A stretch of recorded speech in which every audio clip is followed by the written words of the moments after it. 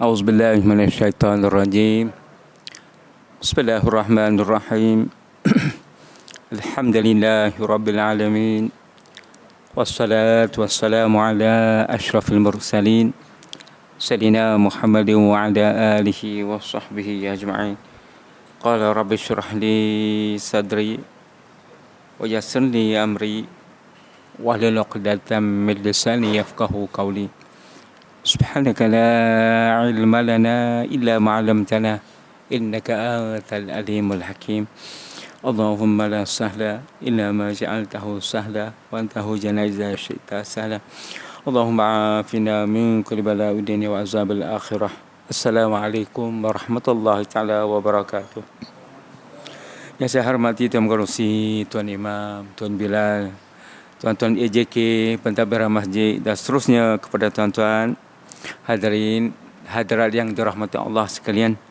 Alhamdulillah, syukur kita kepada Allah Subhanahu Wa Taala yang pada malam ni kita dapat sambung lagi kuliah maghrib kita. Dan nak tanya tuan-tuan, ada ingat tak kita dulu kita bincang sampai di mana ya? Ada sampai ingat tak? Kita berhenti di mana dulu Ada tak? Ada sampai ingat tak?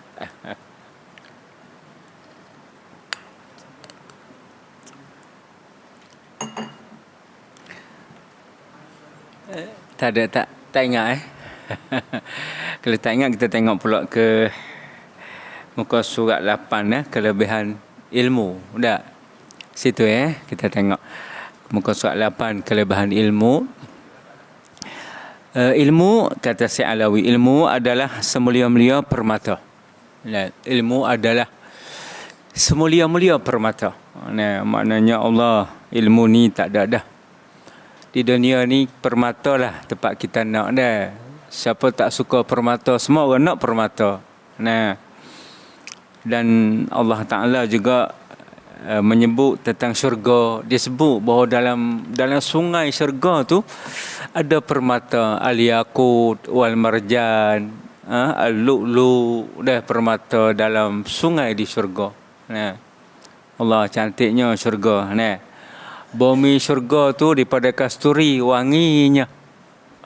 Dan sungai itu pula daripada susu, lebih putih pada susu lagi air sungai syurga.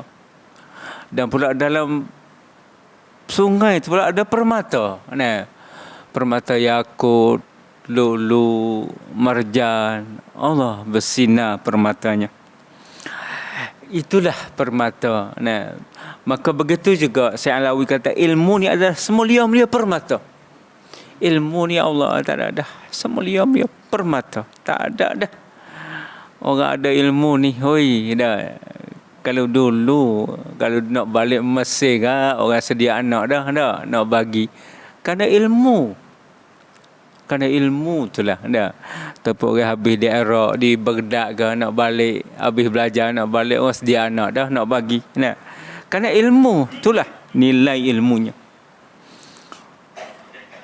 Begitu juga ilmu ni dah. Ada satu, dia kata ilmu ni adalah mempunyai kelebihan yang tidak terhingga. Mempunyai kelebihan ilmu ni, kelebihan tu tak terhingga. Ada setengah dengan ilmu, pandai ilmu japi-japi dah. Dia panggil ruqyah. Ar-ruqyah syariah, japi syariah. Mana jenis japi-japi, kadang-kadang jin, dia japi. Itu pun satu ilmu. Masya Allah, ilmu ar-ruqyah syariah. Saya di waktu saya berada di Sudan dulu, saya pun ikut jugalah belajar ar-ruqyah syariah. Ruqyah syariah ni adalah satu ilmu japi-japi, ilmu japi-japi dengan ayat Quranul Karim, dengan ayat Quran, bukan ilmu sihir yang black magic tu dah, ilmu yang kita japi. Jadi bila pergi belajar tu dia suruh kita tiup japi. Tapi sebelum nak japi tu dia suruh kita pagar tubuh dulu. Takut jin serang, pagar tubuh. Dan dia kata kalau di Sudan, dia kata satu perubatan sihir yang susah nak diubati. Susah, dia kata. Sihir ni susah. Kita tiup ayat Quran pun tapi menang juga, boleh hilang juga, tapi payah. Iaitu bila tukang sihir tu ambil darah haid orang perempuan. Ambil darah haid orang perempuan, tulis ayat Quran, tanam dalam kubur orang Islam. Oh, tu payah.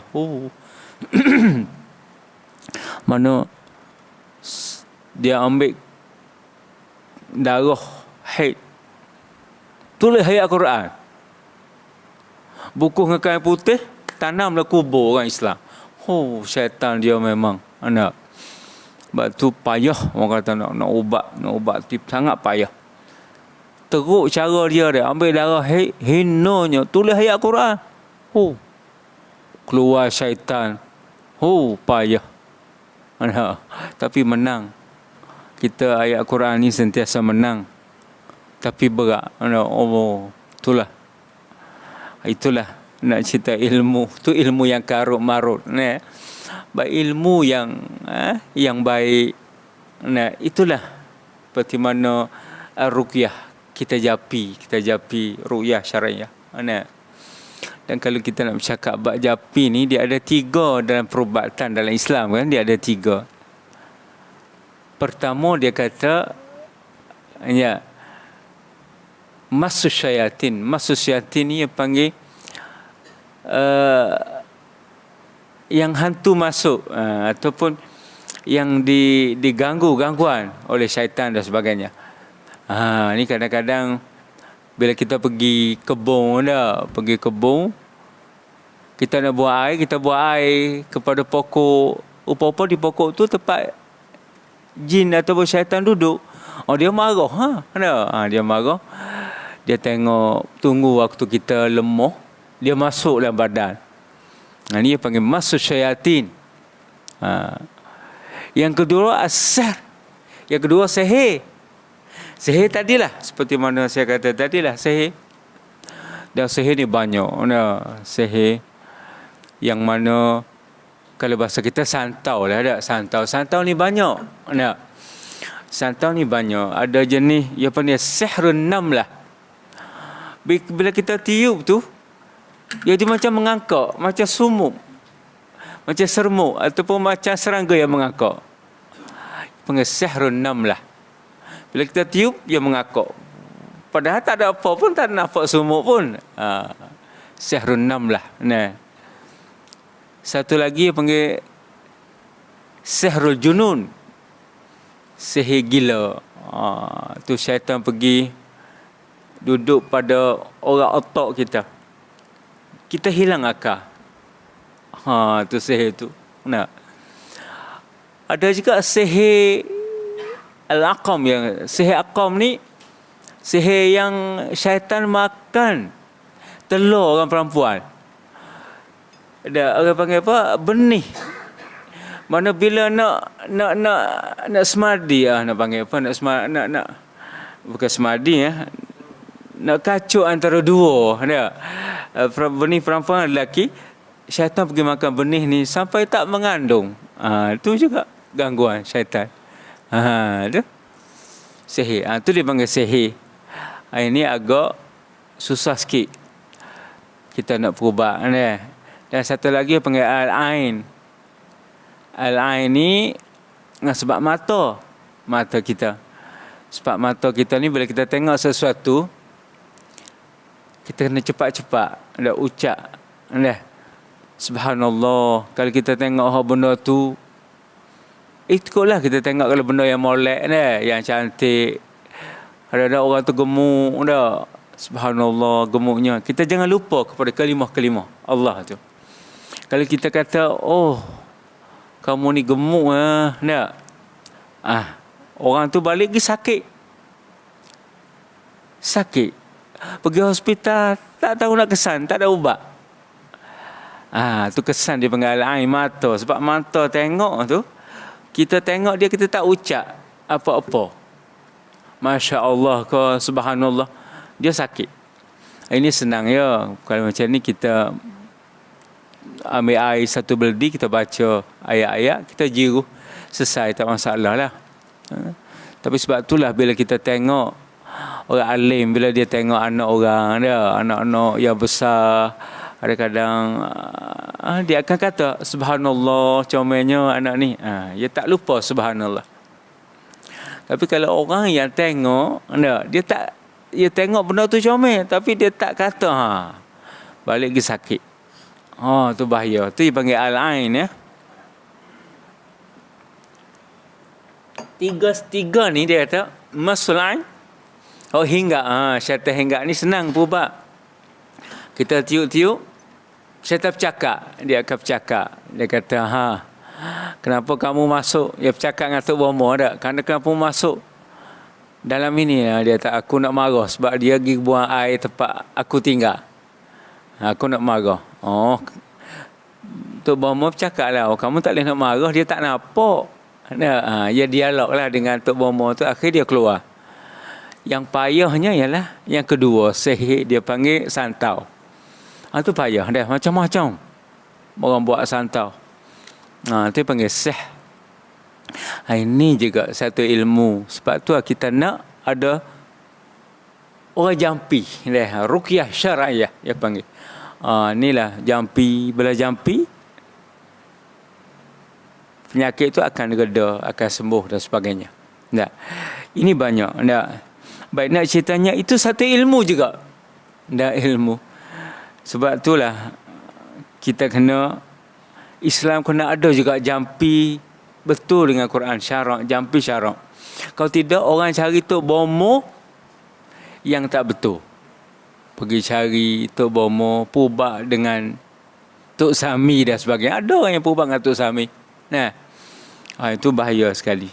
Sebab tu ada dalam Islam ni. Kalau di Mesir, seorang syekh nama Wahid Abdul Salam Bali. Ni memang dia japi.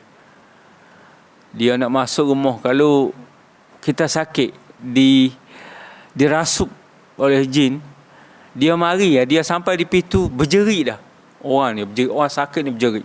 Memang pandai betul. Masya Allah. Tu dia panggil ruqyah. Maka sebab itulah Islam suruh kita belajar ruqyah syar'iyah. Saya pun sempat juga belajar. Juga di Sudan dulu ilmu syar'iyah ni. Tapi kalau bab kita sekarang ni terkenal Harundin dia panggil Darus Syifa dia tu. Banyaklah. Baik.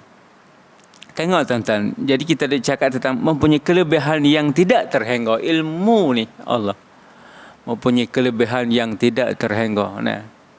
Saya dengar ada seorang Tok Bomo, dia cerita ada seorang cikgu orang buat kenak kat dia. Cikgu tu comel, minta tak nak. Orang minta tak nak.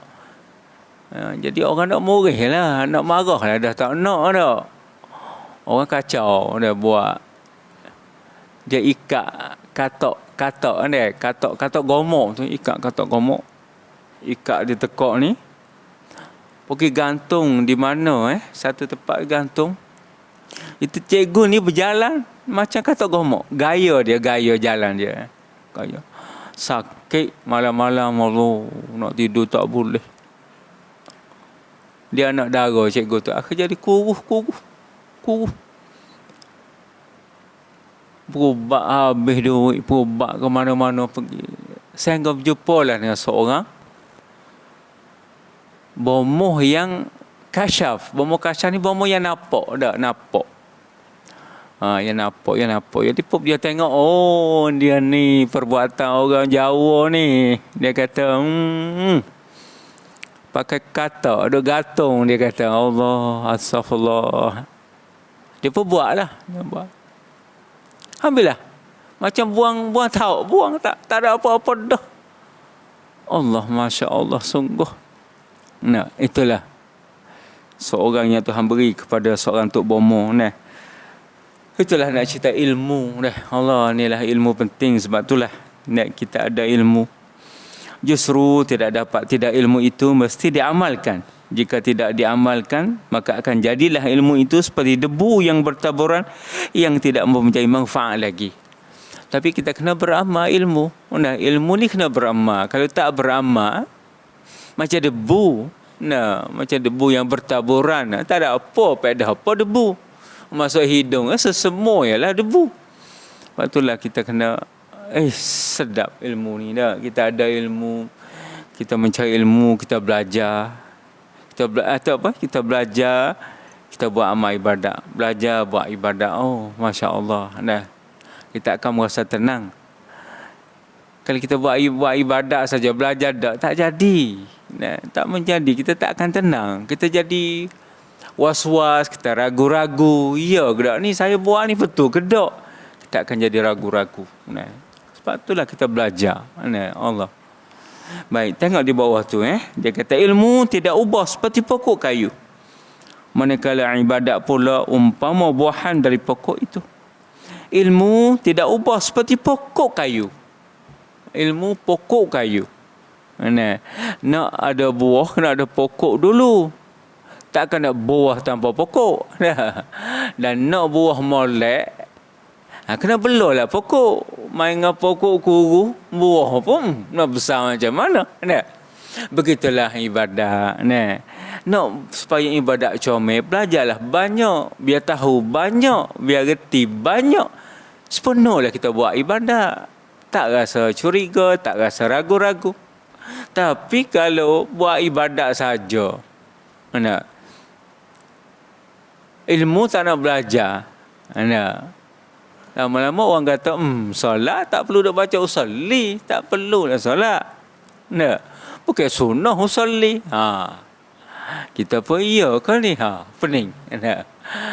Ni kita pun dah mula pening. Kunung tak kena duk baca. Rasulullah dulu mana baca kunung? Sudah kita. Itulah sebab tu kena belajar. Itulah belajar. Sayang kau tak belajar. Sayang sangat. Itulah kita kena belajar. Maka dengan kita belajar itulah boleh menghilangkan keadaan kita daripada kita tu jadi was-was dan sebagainya. Baik. Ilmu tidak ubah seperti pokok kayu, manakala ibadat pula umpama buahan dari pokok itu. Ibadat buahan daripada pokok itu. Pokok lebih mulia dari buah sebab ia adalah asal dan tak dahulu daripada buah. Pokok lebih mulia daripada buah sebab dia datang dulu daripada buah pokok. Takkan ada buah tanpa pokok. Dia tak. Dia pada pokok baru buah. Taklah macam Singapura. Singapura ni orang makan durian tak kenal pokok. Makan durian. Ada seorang tu, itu zaman saya duk mengajar di Kuza di Terengganu dulu. Orang Singapura datang mari ke kampung Terengganu, Pagar Ubi, pergi. Dan dia pergi jumpa pokok durian. Dia pergi rumah seorang tu di kampung. Pokok dia tanam pokok durian tu depan rumah. Orang Singapura tengok, Allah ni lah pokok durian ni. Duk makan 15 tahun dah durian. Tak kenal pokok. Jadi mari tengok pokok durian. Allah ni ya pokok. Takak gambar bergambar. Ambil gambar. Tak kenal. Orang Singapura makan durian tak kenal pokok. Tapi durian tak akan berbuah tanpa pokok. Sebab itulah pokok mulia daripada buah. Sebab dia dulu. Nak ada buah, ada pokok dulu. Tapi manfaat pokok tu bila buah. Kalau pokok tak buah, tak manfaat. Manfaat apa? Tebang tahu. Pokok yang tak buah, pokok jering. Pokok jering tak buah. Pokok jering. Pokok jering ada yang tak buah. Pokok apa lagi? Pokok pelang pun ada tak buah. Dah tak buah ke tebang. Baik warang boleh juga pedah. Ni tak buah, duk naik daun hijau, tak jadi tebang. Maka begitulah ilmu. Mana ilmu yang tidak melahirkan ibadat, ilmu yang tidak diamalkan, ilmu yang tidak menjadikan ibadat maka rugilah ilmu kita, sia-sia ilmu kita. Nah, tak ada apa. Nah, Allah ni rugi. Nah, maka sebab itulah ilmu kita kena transfer supaya jadikan ilmu itu kepada ibadat. Nah, namun yang bermanfaat ialah buahnya. Justru seorang itu hendaklah memperolehi dari dua perkara, ilmu dan ibadat. Itu kadar dan bahagiannya. Maka seorang itu hendaklah memiliki dua perkara ni. Nah, jangan tinggal. Nah, ilmu dan ibadat. Ilmu dulu, ilmu belajar dulu. Nah, orang belajar ilmu ni kalau orang kampung jadi lebay kampung. Nah, lama-lama jadi tak imam. Lama-lama jadi juru nikah. Ada ilmu. Lebay kampung. Nah, kalau orang belajar sekadar maktab perguruan Tanjung Malim, jadi cikgu. Nah, tu ilmu, kerana ilmu. Nah, kalau orang tu boleh belajar tinggi-tinggi lagi sampai PhD, tu pensyarah universiti. Nah, ataupun orang yang pandai dari segi pembedahan perubatan, tu jadi pakar bedah. Nah, mana mulia seseorang ni kerana ilmu. Kerana ilmu Allah. Kita tengok tu guru pun kadang-kadang bila dia mengajar, nampak anak murid pandai, tu guru ambil cepat lalu kahwin lalu dengan anak dia cepat-cepat. Takut pergi kelai. Walaupun anak dia tu kok comel tak ada arah. Anak murid dia tu tak comel biasa, tapi kerana ilmu. Ilmu, inilah ilmu ni mulia sangat. Sebab tu Rasulullah SAW tanya sahabat, tanya sahabat, wahai sahabatku, adakah kamu tahu siapakah di kalangan ahli syurga yang paling mulia? Oh, sahabat terkejut. Orang nak masuk syurga ni memang mulia. Nak masuk syurga tu bukan senang. Allah tapih orang yang lepas daripada maksiat, orang yang lepas daripada ujian Allah, mulianya. Tiba-tiba di kalangan mulia tu ada lagi yang mulia. Sahabat bertanya, wahai Rasulullah, kami ingin nak tahu siapakah orang yang mulia di kalangan ahli syurga. Maka jawab Rasulullah, orang yang mulia di kalangan ahli syurga ialah orang alim ulama daripada kamu. Masya Allah. Orang alim ulama, orang yang ada ilmu di kalangan kita, orang mulia. Tengok, dunia pun mulia orang ada ilmu. Akhirat Tuhan mulia kepada ilmu juga. Allah. Pesannya ilmu ni. Allah. Maka sebab itulah tuan-tuan, kita jangan main-main dengan ilmu. Tutuplah ilmu. Belajarlah ilmu. Jangan. Sayang ilmu. Kerana ilmu lah yang boleh membimbing kita supaya kita dapat melakukan ibadat dengan baik, dengan comel. Dan ibadat kita jadi baik, jadi comel dengan sebab kita menuntut ilmu. Tapi kalau tak belajar, nak molek macam mana ibadat? Tak belajar ke, maklumlah. Tamak ninah pun tak tahu. Fiqh pun tak belajar. Duduk tawaruk macam mana pun tak tahu. Nak comel macam mana ibadat? Tak belajar. Sebab tu tuan-tuan, kata Syekh tadi, Syekh Alawi tadi, hendaklah kita memperolehi daripada dua perkara, ilmu dan ibadat. Mana bukan sekadar ilmu tapi ibadat juga. Kita kena melakukan ibadat kepada Allah Subhanahu Wa Taala. Bila kita dapat ilmu, kita lakukan ibadat kepada Allah Subhanahu Wa Taala. Malah seorang itu hendaklah memiliki 4 perkara, iaitu ilmu, pengetahuan, amal, ikhlas dan takut kepada Allah Subhanahu Wa Taala. Baik, tengok di bawah tu tuan-tuan. Seorang hamba itu hendaklah mengetahui terlebih dahulu jalan untuk menuju ke mana-mana destinasi. Kita kena tahu jalan untuk menuju ke destinasi. Kita nak ke mana? Kita kena tahu jalan yang kita nak, destinasi ke mana kita. Kita selalu dengar ada ayat inna lillahi wa inna ilaihi raji'un. Kami dari Allah dan kepada Allah lah kami akan kembali. Itulah destinasi kita. Kita akan pergi, itulah destinasi kita. Kita menghadap, situlah yang kita akan hadap, iaitu destinasi kita. Ya, kita akan pergi. Sebab tu orang ada ilmu, dia datang di dunia ni, dia tak lalai. Dia tinggal tempat dia nak pergi. Nah, tempat kita nak mati. Bagaimana kita nak mati? Ke mana lepas pada mati? Kita tahu orang ada ilmu, dia sentiasa mengingat destinasi yang dia nak pergi. Nah, tapi kalau orang yang tak ada ilmu, dia datang di dunia, dia lalai. Allahu Akbar, lalai daripada destinasi dia yang dia nak pergi. Dia lalai, dia lupa. Akhirnya sesak di dunia. Allah, inilah ruginya. Nah, jika tidak, ia tidak dapat berjalan dengan baik kerana tidak nampak atau buta. Inilah diibaratkan seorang yang tidak ada ilmu pengetahuan. Inilah orang yang tidak ada ilmu pengetahuan. Beginilah mana orang yang tidak ada ilmu pengetahuan, maka inilah dia akan lalai, dia akan lupa destinasi dia yang dia nak pergi di satu hari nanti.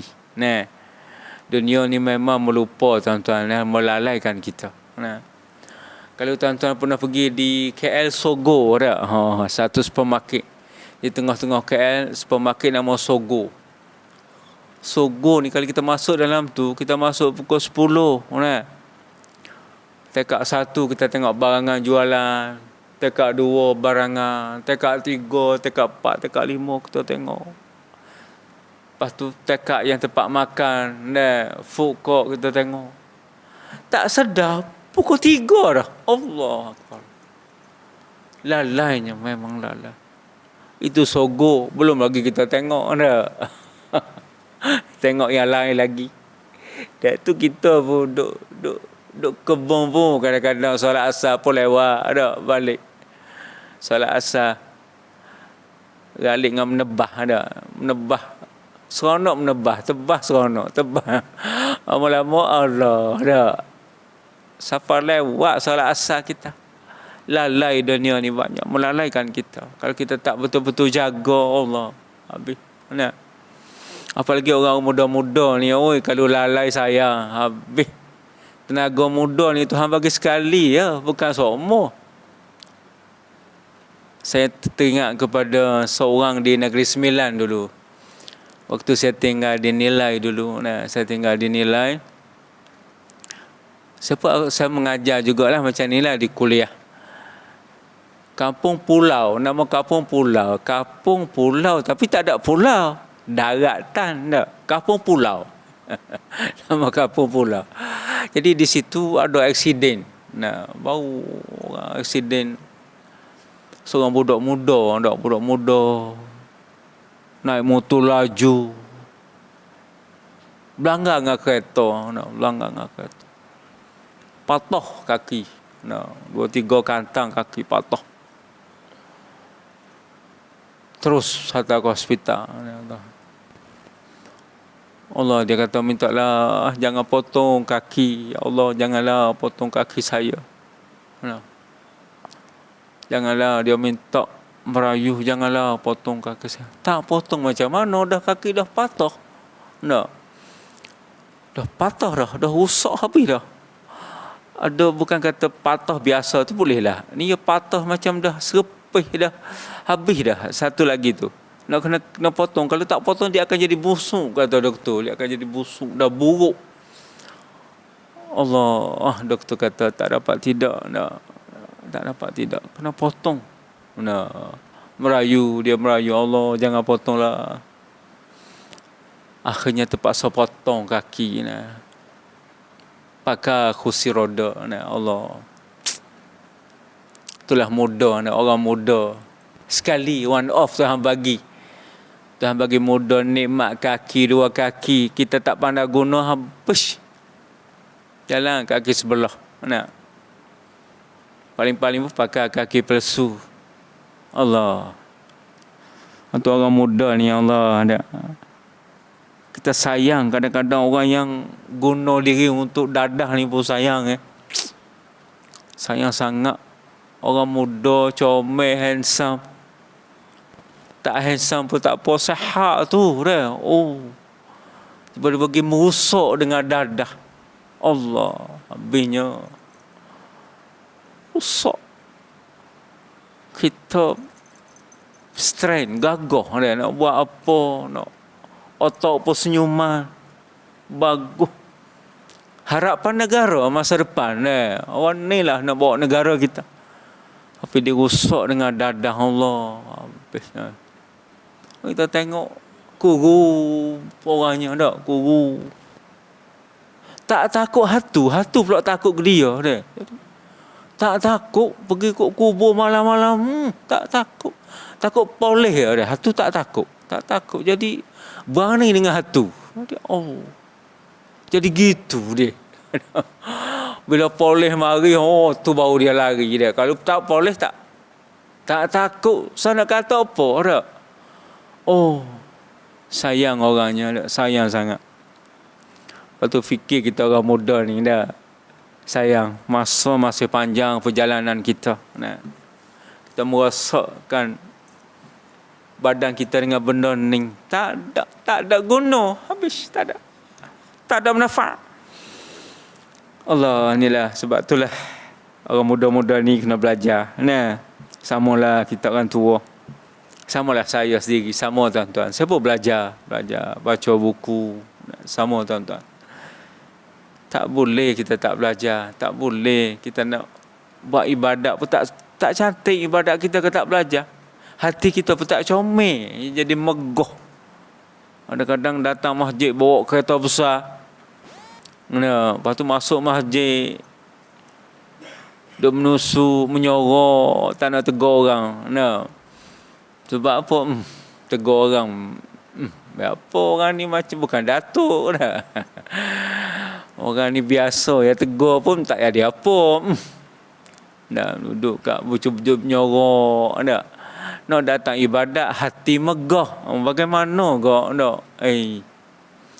Nak datang beribadat kepada Allah tapi hati megah, hati merasa besar. Kita yang duk buat sendiri padahalnya kalau tegur orang tak ada masalah pun, tak rugi pun. Inilah syaitan masuk dalam diri kita. Maka sebab itulah kita nak rendah diri, humble, rendah diri. Kita datang nak beribadat kepada Allah, diri kita remuk, rendah. Sebab tu kita belajar. Bila ilmu tasawuf, dia mengajar kita supaya kita merendah diri. Allahu Akbar, merendah diri. Inilah satu hari ini di Brunei, di Brunei saya satu hari. Di Brunei ni ada satu masjid Sultan, masjid yang panggil Masjid Asri Hasanul Bolkiah. Masjid dia besar. Kita berjalan daripada sini ke sana tu. Lama siapa? Lama siapa? Nak kata-kata luah dia. Luah. Kalau kita duduk di nak masuk tu, kita masuk pintu, nak pergi kepada tempat imam tu, kalau imam duduk rakaat akhir tu, tak ada kita. Jalan tu tak ada. Lama. Panjang luahnya masjid. Allah. Di atas masjid. Di bawah tu pejabat-pejabat. Pejabat tempat khusuf. Dewan makan dan sebagainya. Besar. Ya Allah. Tempat ambil wuduk tu pakai touchscreen. Pakai skrin tak touch tu air pro keluar. Tak ada kena duk fulah-fulah, tarik-tarik. Tak ada touch trum air keluar tu. Kita ambil. Automatik dia terasa tangan kita ambil tu. Dia tak berhenti. Selagi kita dah ambil wuduk, dia tak berhenti. Tangan kita dah ambil tu, dia boleh tahu. Tangan kita dah ambil. Bila kita dah habis tu, baru dia berhenti. Secara automatik. Masya Allah sungguh.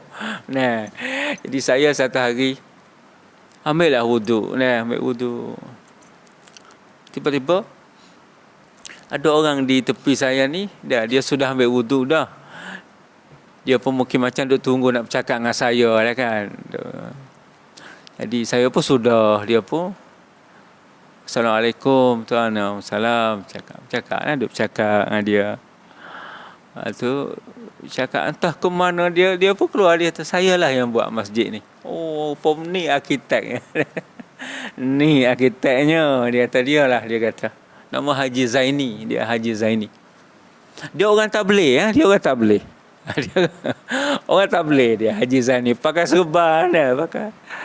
Humble orangnya, dia. Orang tabligh. Nah, humble, rendah diri. Nah, tak ada sombong dak. Masya-Allah, tak ada sombong. Waktu dia kata dia lah, Allah buat masjid ni, dia kata Allah buat masjid ni memang satu cabaran, dia kata Allah. Memang dia kata alhamdulillah lah, dia kata boleh selesai dengan elok. Malu bak sultan dia, masjid sultan buat tak buat koma-koma ke padan dia tak takut lagi tapi alhamdulillah dia kata Allah boleh siap ni, memang comel sungguh. Di ni macam ni. Macam lapu ni besarnya di tengah-tengah tu. Allah, dengan lapu macam mah Allah cantik. Orang Brunei dah, orang ada duit jugalah, orang emas dia, orang ada petrol dia. Masya-Allah sungguh. Lepas tu di masjid dia ni, luah tu dia ada petak, dia buat macam ada orang yang rasa nak ibadat seorang diri, dia masuk duduk lah tu macam gua dia duduk. Kalau lepas pada tu, lepas dia keluar, dia nak keluar sepanjang orang dia ramai-ramai, dia keluar. Dia ada tempat khususi ada dia buat. Nah, macam dia buat dengan kayu, macam gua lah duduk situ, duduk dalam tu, orang duduk lindung kat situ boleh. Nah. Masya-Allah sungguh. Dan besarnya masjid tu. Jadi nak ceritanya rendahnya, humble-nya arkitek dia dah. Tuan Zaini tadi dah. Allah tawaduk rendahnya. Orang tak boleh. Dan orang ni, Tuan Zaini ni, dia punya apartmen dia 10 tingkap. 10 tingkap. Hak dia sahaja. Apartmen 10 tingkap. 10 tingkap ni, semua orang sewa belakang. Nah, dia duduk tingkap 10. Semua orang sewa. Sebulan-sebulan tu berapa dah Allah income dia. Kerja dia apa tuan-tuan? Pergi dakwah, keluar tak boleh. Dia pergi Amerika Latin, biasa dia pergi Suriname. Dia pergi Jamaika, Amerika Latin, Amerika yang hujung tu, dia pergi sana. Brazil dia pergi. Suriname, Panama, tu dia pergi. Dia pergi kat situ lah. Jadi orang-orang India memang suruh dia pergi dakwah di situ. Sebab orang-orang di situ kurang lagi keislaman mereka. Nah, dia mampu. Nah, orang India, markas India suruh dia sebab dia mampu. Dia balik ambil duit, bagi isteri anak, pergi. Dia balik ambil duit apartmen dia tu, bayar-bayar, pergi. Allah. Akhir sekali di bawah sekali, apartmen yang bawah sekali dia buat surau. Akhir sekali dia buka tahfiz. Buka tahfiz. Ramai pelajar-pelajar Malaysia pergi belajar sana. Percuma, tak kena bayaran. Thailand, Indonesia, pergi belajar, tak kena bayar apa. Ditanggung semua. Belajar tahfiz.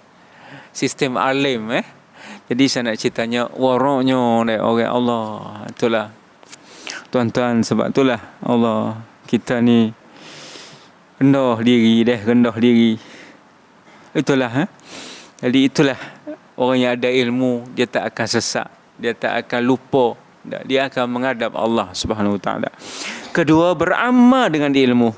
Mungkin setakat dah malam ni tuan-tuan kita beramal dengan ilmu, insya-Allah Jadi tuan-tuan, saya nak tanya kalau bulan puasa kita tak ada kuliah ke tuan? Tak ada. Kita berhenti Ni kuliah akhir kita ni tak? Ada lagi bulan 4 tuan? Dan lagi bulan 4 tak ada. Bulan 4 tak ada. Kita puasa bila? 13 dah. Kita puasa 13. Tak ada dah. Ni alat akhir Saya minta maaf banyak kalau salah silap. mohon maaf sekali lagi dah banyak-banyak. Takut salah bercakap nah selama mana duk kuliah kat sini. Nah jadi kita jumpa kembalilah di lepas kita bergaya besok dah. Jadi mudah-mudahan kita dapat semangat balik lepas pada kita melakukan ibadat puasa dalam kita mencari ilmu lagi insya-Allah. Untuk malam kita setakat ini dulu. Auzubillahi minasyaitonirrajim. Bismillahirrahmanirrahim. Allahumma zidna ilman wa fahman warzuqna al-uluman nafi'. Allahumma rzuqna lisanan zakiran wa qalban khashi'an. Allahumma inna nas'aluka husnal khatimah. Allahumma rzuqna taubatan nasuha qabla al-maut. اللهم يا مقلب القلوب ثبت قلوبنا على دينك وصلى الله الحمد لله رب العالمين تقبل الله منا